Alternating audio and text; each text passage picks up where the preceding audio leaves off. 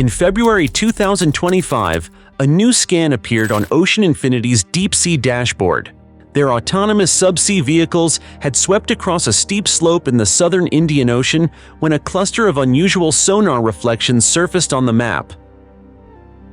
The pattern was clean and symmetrical, not the scattered kind usually produced by rocks or collapsed sediment. It was enough to make the analysts pause, zoom in, and flag the coordinates for a closer pass. While the team reviewed the data offshore, another development on land was forcing investigators to rethink the timeline of MH370. New analyses of global WSPR radio scatter signals showed the aircraft making a sequence of sharp directional shifts during the hours it was missing. These movements looked controlled, not like the straight, empty drift of an aircraft with no one at the controls. Two separate streams of evidence were rising at the same moment. One came from the bottom of the ocean. The other came from radio waves bouncing across the planet. If both held up, they pointed to one unsettling possibility. MH370 did not simply fade into the night. It was guided until the very last minute.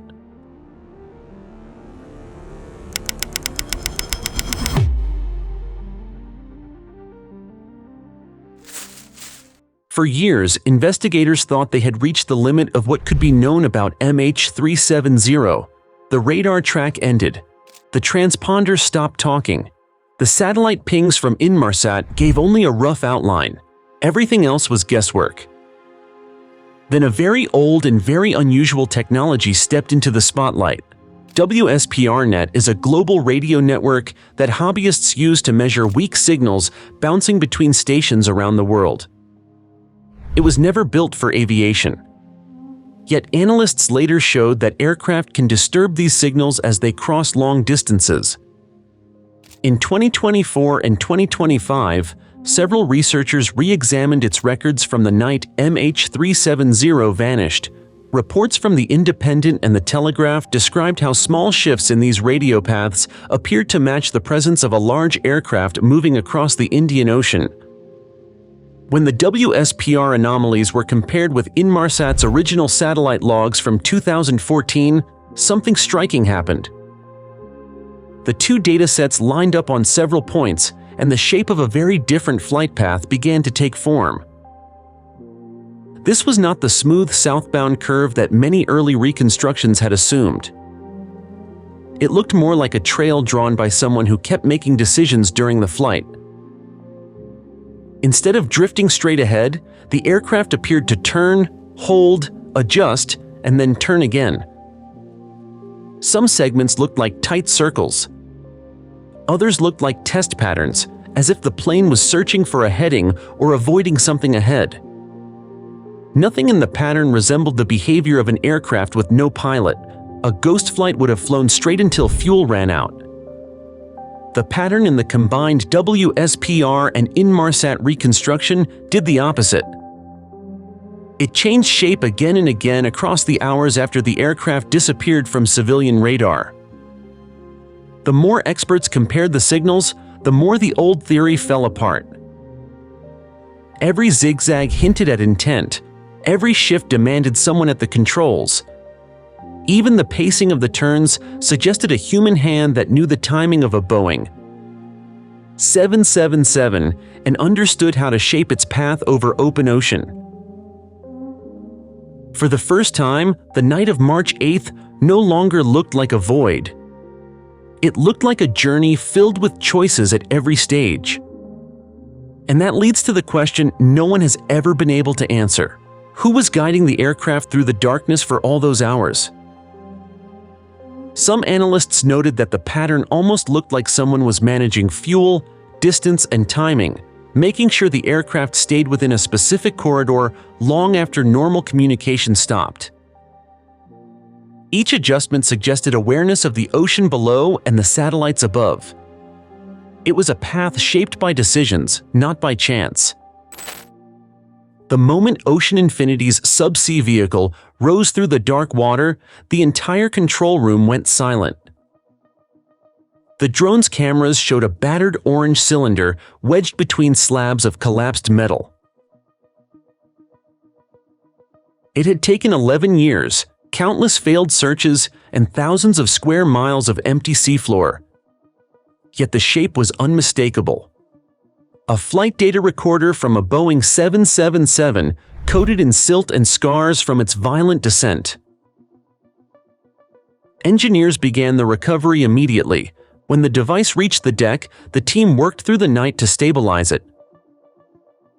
Saltwater had eaten into the casing, but the memory module was intact enough for a partial download.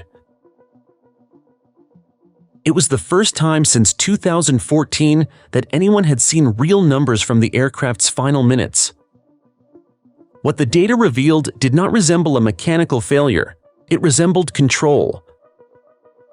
The recorder showed continuous manual inputs long after the aircraft passed beyond radar coverage. The pitch, roll, and yaw data changed in patterns too sharp for autopilot. The control column registered steady, deliberate movements. There were no signs of a crew incapacitation event. No long, straight drift of a plane flying itself until fuel ran out. Someone was guiding the jet, making corrections, managing descent angles, and altering headings in real time. Then came the most unsettling part. In the final segment of the recording, the flaps stayed retracted. There was no attempt to level out, no signs of reducing speed for ditching. A controlled ditch requires extending flaps to create lift and slow impact. The data showed the opposite. MH370 maintained a profile consistent with a direct, intentional dive. Analysts replayed the final seconds again and again. Every graph, every control input, every pressure change told the same story. The aircraft did not fall from the sky. It was driven toward the ocean on a clear and specific trajectory. The discovery forced investigators to confront a scenario they had avoided for more than a decade. If the aircraft was flown by hand until the end, then the disappearance could not be explained by a simple loss of control. It suggested awareness. It suggested intent. And the question that had been avoided since the first night in March returned with more weight than ever. If this was not an accident, then what truly happened inside the cockpit of MH370? The night began like thousands of flights before it. At 00:42 a.m. on March 8, 2014, Malaysia Airlines Flight 370 lifted off from Kuala Lumpur International Airport. The takeoff roll was smooth, the climb was stable, weather conditions were calm across the South China Sea. Nothing in the cockpit voice exchanges hinted at trouble. For the passengers settling into their seats, the night felt ordinary, almost quiet. As the aircraft approached the edge of Malaysian airspace, the handoff to Vietnamese controllers arrived. It was a routine moment every long-haul flight crosses. At 1:19 a.m., Captain Zahari Ahmad Shah pressed the radio button and spoke the last words ever heard from MH370. Malaysian 370, contact Ho Chi Minh 120.9. Good night. Good night, Malaysian 370. His tone was calm, normal, exactly what any pilot would say as the aircraft moved across a boundary between two regions. 2 minutes later, at 1:21 a.m., everything changed. The ACR system, which routinely sends maintenance and performance data, stopped transmitting. At the same moment, the transponder that identifies the aircraft on civilian radar went dark. The jet did not send a distress call. There was no emergency code. There was no sign of fire or sudden loss of power. 1 second the plane was visible on the screen. The next second it simply fell off. Air traffic controllers tried reaching the cockpit. They called again and again, their voices rising as minutes passed. There was no reply. Civilian radar could no longer see the jet, yet primary military radar later showed that MH370 had not gone down. It had turned. It had climbed. It had moved back across the peninsula on a completely different heading. Inside the cockpit, something had happened that was neither random nor silent. A Boeing 777 does not slip into invisibility by accident. It is one of the most trackable aircraft on Earth, with layers of communication designed to prevent exactly this scenario. For both ACARS and the transponder to shut down within the same window requires action. It requires knowledge of which systems to silence. It requires intent. While the world slept, MH370 was already flying a path no one expected. The handoff to Vietnam never happened. The aircraft that should have been crossing the South China Sea was moving into a different corridor entirely. Passengers were unaware. Controllers were confused. Investigators would later call these minutes the beginning of the world's greatest aviation mystery. And yet, when you look at the timeline, one detail stands above the rest. A Boeing 777 cannot vanish from the night sky unless someone wants it to disappear. When MH370 slipped off civilian radar at 1:21 a.m., most people assumed the next step would be simple. Search the waters below. A sudden descent, a mechanical failure, or an onboard emergency seemed like the only logical explanations. But while civilian controllers stared at empty screens, another radar system was still awake. Malaysia's military radar continued tracking an unidentified target that behaved nothing like an aircraft in distress. Instead of falling, the jet turned sharply to the west. It crossed the Malay Peninsula at an altitude that suggested control, not chaos. Military data later showed a steady path across the sky, cutting back over land and then out toward the Andaman Sea. The aircraft held altitude. It held speed. It moved as if someone inside the cockpit was choosing every turn. Once the jet left the edge of military coverage, the world lost sight of MH370 completely. Yet it was still talking to space. Every hour, the aircraft exchanged a simple digital handshake with an Inmarsat satellite. These were not messages, warnings, or calls for help. They were quiet background pings that most passengers never hear about. Invisible signals that confirmed the aircraft was still powered and still flying. 7 of these handshakes were recorded. When investigators plotted them, the arcs curved into the southern Indian Ocean, far from any flight path a scheduled airliner should ever be near. The pattern indicated that MH370 did not crash after losing radar contact. It kept flying for nearly 7 hours after that moment, continuing deeper and deeper into one of the most remote regions on Earth.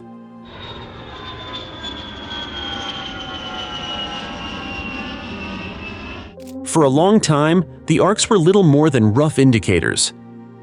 They showed distance between the aircraft and the satellite, but not the exact route. Early reconstructions assumed a gentle southern curve, but the new findings, including the WSPR disturbances analyzed in later years, told a different story. When the radio scatter shifts were lined up with the Inmarsat arcs, the reconstructed path looked jagged. It was twisted. It was adjusted. It made directional changes no drifting aircraft could make on its own. Each movement implied someone choosing a heading, correcting for wind, or altering altitude. It did not resemble a plane flying itself on autopilot until exhaustion. It resembled a flight being managed step by step across the darkness of the Indian Ocean. And that leads to the question that has haunted investigators from the beginning. If MH370 traveled this strange path on purpose, then why was it flying in such an unusual way? As analysts revisited the timeline, they noticed another unsettling pattern. The aircraft's fuel endurance aligned almost perfectly with the length of the reconstructed route, as if the person at the controls understood exactly how far the jet could travel. That calculation added intention to every mile and left investigators with even heavier questions. For more than a decade, the search for MH370 stretched across one of the most unforgiving places on the planet. Governments launched ships, aircraft, and deep-sea vehicles into waters where storms form without warning and waves rise higher than buildings. By the end of the official search, crews had scanned 120,000 square kilometers of seabed, an effort that cost more than $120 million. It became the largest and most expensive underwater hunt in aviation history. And yet, after years of dragging sonar arrays across the ocean floor, the seafloor remained silent. Nothing surfaced from the depths. Nothing pointed to a final resting place. Everything the world learned came from the shore. In July 2015, a single piece of wreckage washed onto a beach on Reunion Island, thousands of miles from Malaysia. It was a flaperon from a Boeing 777. Investigators examined the part closely, comparing fractures, edges, and stress marks. The evidence pointed to one unavoidable conclusion. The wing component had been torn away by high-energy impact forces. It did not show the telltale signs of a controlled ditching. The airplane had not touched the water gently. It had broken apart violently. Over the next few years, more debris appeared in Mozambique, Madagascar, Tanzania, Mauritius, and South Africa. These fragments told a similar story. Edges were shredded. Surfaces were scarred. Several parts showed damage patterns that indicated they were torn free during a high-speed entry into the ocean. None suggested a soft landing. None suggested anyone attempted to bring the plane down safely. But the biggest challenge was never the debris itself. It was the ocean that carried it. The southern Indian Ocean is a maze of shifting currents, underwater ridges, and swirling gyres that can pull floating objects in unpredictable directions. A piece of wreckage can drift for months before reaching land. When experts ran drift simulations backward, their models pointed to broad zones rather than precise coordinates. Some results overlapped with previous search areas. Many pointed far outside them. It became clear that the true crash site might not sit anywhere near the regions mapped in the early years. Strong currents could have pushed debris away from the impact zone long before anyone knew where to look. Each new model expanded the possibilities instead of narrowing them. Which is why, after 11 years of false leads, dead ends, and broken expectations, one truth slowly settled in. The search needed a new approach, one built on better technology and fresher data. And that is exactly why Ocean Infinity had to return. When Ocean Infinity returned to the southern Indian Ocean in early 2025, they did not arrive with the same tools used a decade earlier. They came with a new generation of autonomous underwater vehicles capable of something no previous search effort had fully harnessed. The Hugin-class AUVs, built for deep ocean exploration, could stay underwater for nearly 60 hours at a time while operating at depths close to 6,000 meters.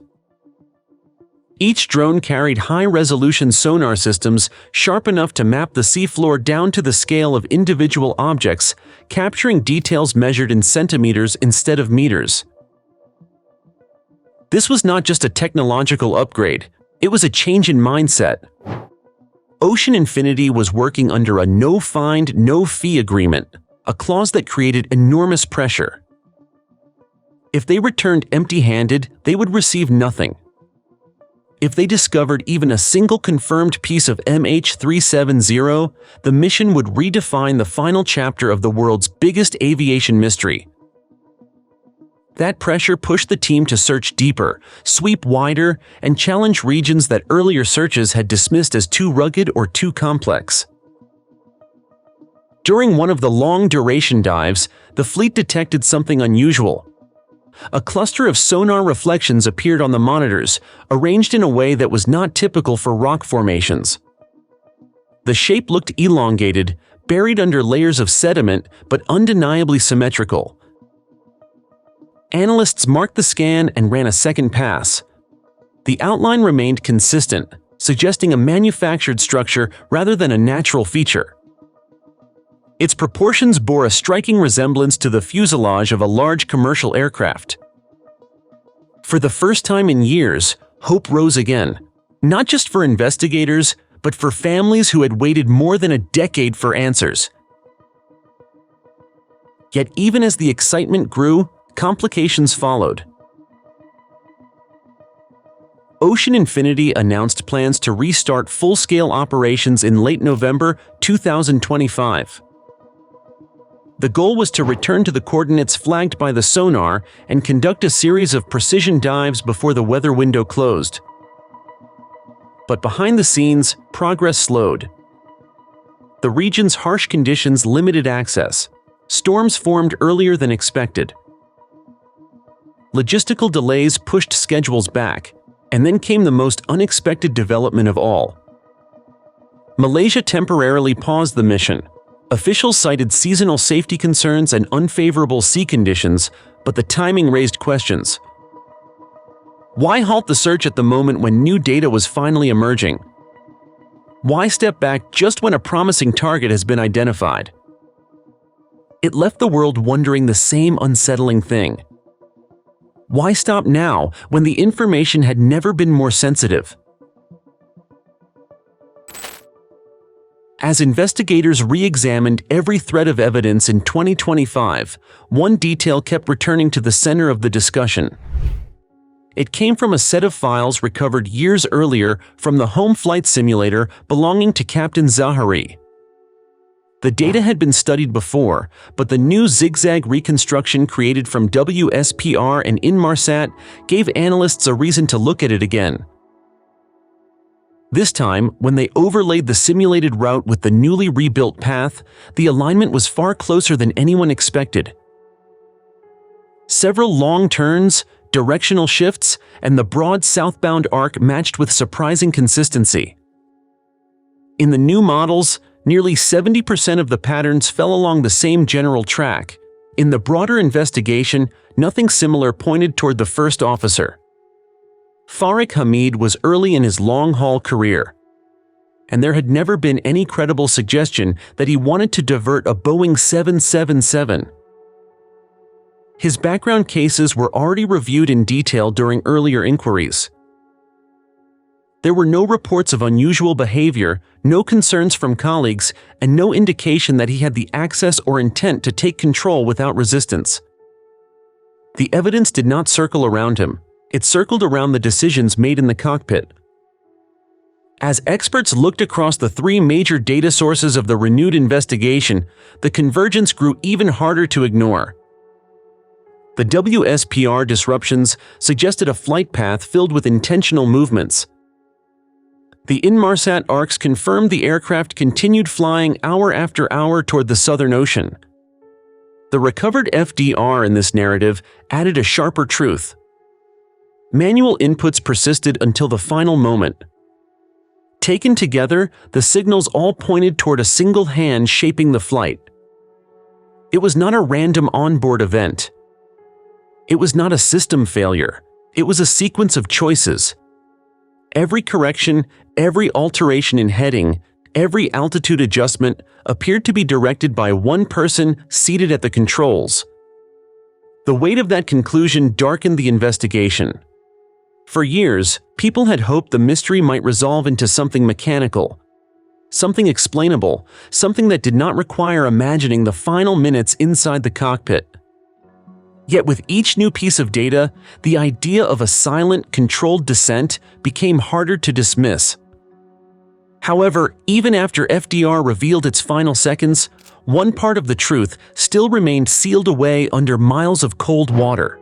The last voice of MH370, the final moments of communication, the only human sound from that night, still rests inside the one black box that has never been recovered. And until the cockpit voice recorder is found, the world may never fully know what happened in those final moments. When the flight data recorder finally revealed its secrets, one belief collapsed instantly. For years, the world had repeated the idea of a ghost flight, a lonely aircraft drifting powerless across the night sky until it ran out of fuel, but the numbers proved otherwise. The movements were too precise, the inputs were too controlled, the final descent was too intentional. MH370 did not lose control. Someone guided it. The radio disturbances mapped through WSPR added a second blow to the old narrative. Those signals did not show a gentle curve or a straight line into the ocean. They traced a path shaped by choices. Loops, turns, shifts, and long directional changes emerged like shadows from the past. Combined with Inmarsat's timing arcs, the aircraft's journey came into focus as a deliberate progression toward the Southern Ocean. Not the blind drift many once imagined. Then came the sonar. After 11 years of silence, the deep sea finally spoke. The scans from Ocean Infinity's return mission mapped a structure buried under sediment, stretched across a narrow undersea slope. The shape resembled the body of a large aircraft, hidden beneath a decade of shifting currents. It was the first physical clue pointing toward the place where MH370 had been locked away from the world for so long. Yet even with these breakthroughs, one voice remains missing. The cockpit voice, the human moment. While the FDR exposed the aircraft's actions, only the cockpit voice recorder holds the words spoken in the final minutes.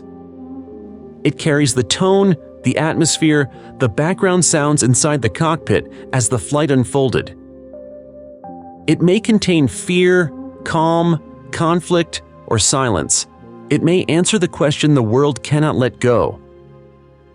And it may reveal why MH370's final path looked the way it did. But the CVR still lies somewhere in the dark, crushed beneath pressure, surrounded by miles of water. It is the last witness to a night that rewrote aviation history, and it remains unheard. Even now, families wait. Investigators wait. The world waits. Every new lead feels like a step forward, yet the truth continues to sit just beyond reach, buried where light cannot travel. So the final question belongs to you. What do you think happened in those last moments? Leave your thoughts below and subscribe to MindGap so you never miss the next chapter of this story.